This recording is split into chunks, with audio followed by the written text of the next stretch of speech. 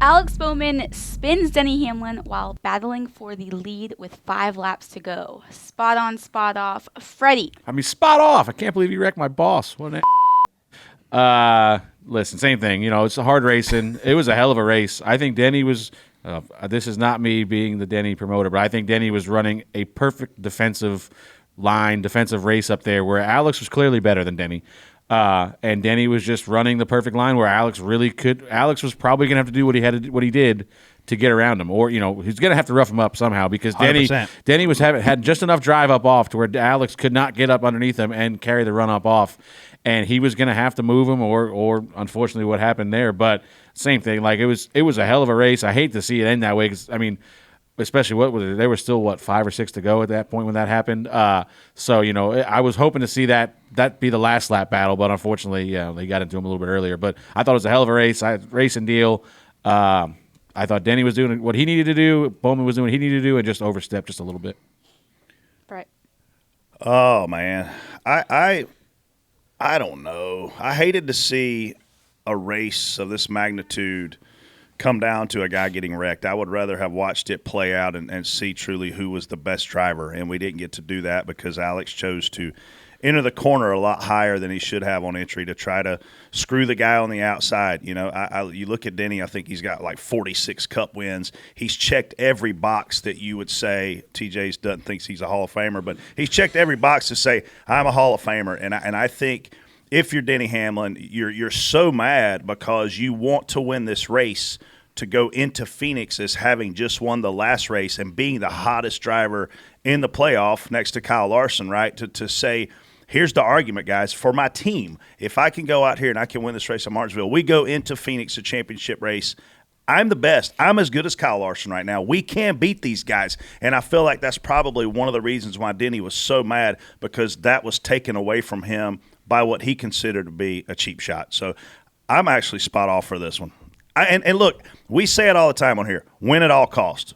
And if I'm Alex Bowman, I'm not in the playoff. I don't care if Denny Hamlin's mad at me going into Phoenix. I'm going to win at all costs. But as a person watching this and knowing how much hard work goes in this, and I want to see Denny Hamlin check that box and win a championship, for me, I'm spot off. Jeff, what do you think? I mean, I 1,000% understand why Denny was upset, but I also don't think Bowman, meant to do it, because what was really telling to me was not only him insisting that he didn't mean to do it, obviously, like you take his word at face value, I guess, but afterwards, I think it was Bob that asked him, would you have raced Denny any differently if you didn't think Denny was locked in? Like if Denny was right on the cut line, would you have given him more room or something like that? And Bowman said no, because, and that indicated to me that it didn't matter. Like if you knew somebody was on the cut line and you were going to give them more room, and then you would say yes, like, okay, I don't want to mess with them. And I was only doing that because he was so close. You know what I'm saying? So by not doing that, that was like the telltale sign that was unintentional. Yeah. So which goes back to Tyler Reddick and William Byron at the Roval, right? William Byron was on that cut line. Tyler Reddick didn't seem to care. Right. I mean, I think we're seeing this year a trend of these new guys not in the playoffs are like, screw you. I don't care if I'm not in the playoff. I got a lot on the line here too, and I want to win. I think that's a good thing, though. Don't you? I want to see some. I want to see some room given to the guys who need to race it out. I want to see some respect given to them. They should get some sort of extra slack. So here's what they do get: they get extra TV time, a lot of extra TV time. So when these guys go back and watch these races, they see that. I promise you, these drivers see that. We talk about it from an industry perspective. I saw Jeb Burton's wife tweet during the Xfinity race, hey, Jeb's run top 4 at this point all day. Why is he not on your broadcast? I think there's a lot of factors that are coming in to these guys where they're feeling more weight of, I can't let these guys get precedent over how I race them. Yeah, but all year, the entire conversation is about the playoffs. You have to respect that. And that goes probably back to the overall respect theme. But if the entire sport is going to be built around these playoffs and eliminations and all this stuff and not season-long points anymore and all this stuff, you've got to let those guys race it out. Now, if somebody's locked in, like Chase was already locked in when the Keselowski thing happened, I think you do race them a little bit differently because you're like, if I screw this guy up, it's not going to end their season. It's not going to cost them. And you have to race him next week. Yeah, that's true too. But if it's like something where, okay, that guy's on the cut line and I just took away his opportunity, took away his chance because I wanted something for me.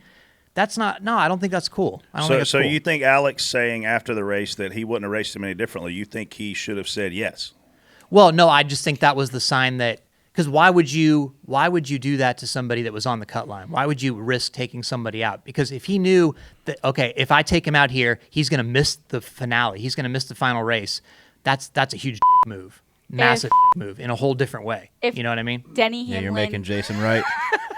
Sorry, I didn't know that was one of the words. If Denny was a teammate, such as a Chase Elliott or Kyle Larson, in a somewhat similar situation, do you think Alex would then have raced him differently? Well, I mean, again, that's what I think. It goes back to him making a mistake rather than I don't care what happens to you. Meaning how he would say it? No, not how he would say it, how he really viewed it and how he thought it. Because if it's a teammate, if it's like, because that's why I say I don't think he was intending to go in there and that being the moment to knock him out of the way or whatever. Because he could have waited till later. He still had time. Yeah. If they were going to race Yeah, side he by could've done side. the last corner. Yeah. I mean, they had 4 or 5 more laps to go, whatever it was. So he didn't Yeah. need to do it right then. That's why I feel like it was unintentional. But if it was like, I don't care what happens to this guy. I don't care if he goes for a spin no matter what the circumstances. That's where I'm coming from on that. We saw him move Denny early, and then Denny moved him back. That's good. It is good short track racing. I don't know. I mean, to me, if that's the case, then Bowman was driving over said ran out of talent. I think to his point, I love seeing these guys race hard. Dude, I love seeing Tyler Reddick up there at Texas going 3 wide. Make it exciting. But when you initiate some sort of contact, to me, that's where I draw the line. Like, run them hard, but if you initiate contact that takes somebody out or ruins or takes them out of the race, that's where We're going to always see this. I mean, I was spotting for Elliott Sadler when he was in the lead to win the Xfinity Championship, and we caught Ryan Preece, and Ryan Preece raced like a selfish and we ended up losing to William Byron because William Byron got around us while we were racing Ryan Preece, who was racing very selfishly. So, man, I guess live by the sword, die by the sword. Hamlin pulls up to Bowman's car on the front stretch after the race, gives him the double bird, and says he's just a hack, an absolute hack. He gets his ass kicked by his teammates every week. He's terrible. Damn, Casey. Sorry. Wow. Jeff, spot on, spot off. Jeff makes us all swear. I'm spot on for the front stretch thing, believe it or not. I know a lot of people are going to disagree with me on this. I'm spot off for the comments, which I won't repeat because I already cost Jason 1. So I'm not going to make him At write this down. point, just do whatever you want. Where the show's not going to be Show's released gonna till be like 4 hours 9. long anyway. So. I really legit think that if I was in this position, somebody cost me the win, and we had talked about it, all that was on the line for Denny, and then they're about to do burnouts, like to celebrate that. Oh, hell no. No. It was kind of like, I don't know if you guys saw last week, this dude dunked at the end of some Lakers game. Oh, yeah. And Russell Westbrook ran down to mad. him and was like basically trying to drag him down from celebrating. And then Russell Westbrook got ejected. But it was like, no, you do not celebrate that way. And this was, that was just a blowout win, and he didn't like the showmanship. But this was like, hey, I was about to win. You took me out. I like to see, if that happened, I want to see the guy get out and go, man, I hate to win that way. Don't do the burnout, that kind of thing, where, of course, they do. They're fine winning that way. But don't rub it in, you know what I'm saying? He was obviously getting ready to do a burnout, which he did. So Denny's like, no, I'm going to try to prevent this or stop you from doing this. Obviously, he's hot in that moment. He got I a honestly, front row seat for the burnouts, what he did. yeah, he gave him his own burnout as he tried pushing his car. But so I'm actually spot on for that. I also think it was kind of hilarious in general.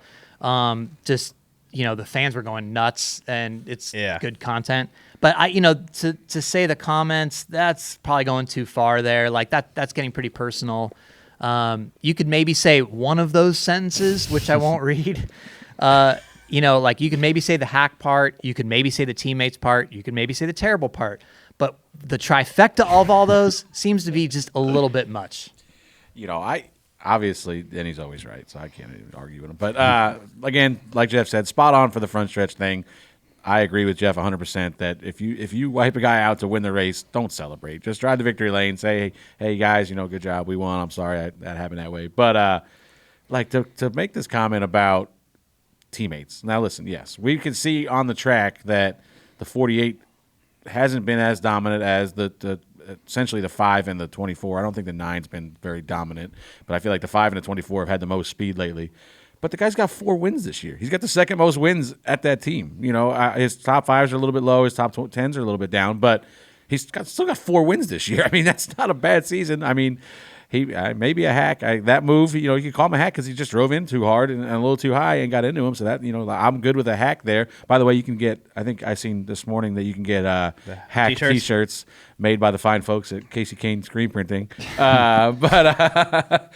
So I think Hamlin had that made before he left the roof. I'm sure he did. But yeah, I mean, I don't know. Probably like Jeff said, the comments are probably a little overboard. But I mean, what do you expect? The guy, he just got wiped out. And listen, if this is Kansas, Danny's maybe not as mad. But Virginia boy trying to win another clock. I mean, how many races has he won at Martinsville already? It's got to be a bunch. As loud as the boos were, I didn't know he was from Virginia. I think that's got something to do with something else that Denny's bought recently. But it seemed like that's when the booze started this year for him a little bit. But yeah, I don't know. The front stretch, I agree with Jeff 100%. Front stretch, spot on. Some of the comments maybe spot off. It gets him 1 win, closer to 50 wins. You carry the momentum into the championship race, having won the last race, being in your home state, being at probably his favorite and one of his best tracks. Man, I'm spot on for everything he said and everything he felt, because at that moment in time, he didn't have 15 minutes to cool down. That's the great thing about our sport. He didn't have the ability to go to a locker room and take 15 minutes to get composure and have a PR person, say, hey, I know you're mad, but think big picture here. Think about next week. Think about FedEx. Think about all these things. And so that's the best part about our sport is he's out of his car. He's mad as hell. Obviously, with these comments, Mike in his face, and he loses his mind. I'm just glad that he can say those things, because I remember Dale Jr. said and he got fined a bunch of money and points taken away. I think it took away points. And here we are, and everybody's just raising hell on TV these days. You know what's crazy though, and I talked about this on my podcast, The Teardown, last night, and then I slept on it because I thought maybe I was an idiot, and then I woke up this morning and thought, no, I still feel that way. Like, how are you the one that gets wrecked out of the lead going for the win, and you're the one that gets booed, right? Like crazy booed, right? Like when I was running out like to the infield do interviews, I heard the crowd booing. And I was like, oh, they must be booing Bowman or whatever. That was really stupid, right? And because I look up at the big screen and Denny's face is on it. And I'm like, they're booing. He's the one that got wrecked. Yeah. Like, they're booing him. Like, it shows you how much people don't like Denny, I guess. But damn, I was like, fans are ice cold sometimes. Denny Hamlin, TJ, to me, is at the top of his career right now. He's partnered with Michael Jordan. He's winning races as an owner. He's winning races as a driver. He wins the regular season championship, and the fans hate him. Yeah, they really do. They hate him. He's the new Kyle Busch. He didn't win the regular. Yeah, he didn't win the regular season championship. Oh, he did not. That's right. Right. He finished second. He led it the majority of the year, and then Larson obviously. Way to rain on his parade, Brett. Yeah. Sorry. No wonder he's mad. No kidding. Well, yeah, no wonder he's mad. So I'm spot on. Every driver is different. Martin, gets moved by Joey. He does his interview on pit road. Denny goes up to the front. Honestly, I like seeing it because the guy's not happy, and he went up there, showed us his pleasure, and went back to the pit area. Everybody's different. I think that's exciting because we're all watching. Like, I was still on the roof. I'm like, what's he gonna do? What's gonna happen? And I'm like, okay, that's entertaining.